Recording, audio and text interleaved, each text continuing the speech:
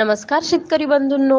यंदाच्या हंगामात बीज प्रक्रिया केल्याशिवाय कोणतीच पेरणी करायची नाहीये.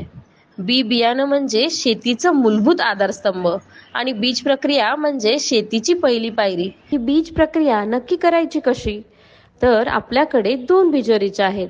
एक म्हणजे तृणधान्यासाठी भात, गहू, मका, ज्वारी, बाजरी यांसारख्या बियाण्यांसाठी लागणारं बिजोरीच, आणि दुसरं म्हणजे तेलवर्गीय आणि डाळवर्गीय बियाण्यांसाठी म्हणजेच सोयाबीन, भुईमूग, तूर, मूग यांसारख्या बियाण्यांसाठी लागणारं बिजोरीच. बीज प्रक्रिया करताना बिजोरीच बरोबर RPS 76 चा वापर केल्यास अधिक परिणामकारक रिझल्ट मिळतात.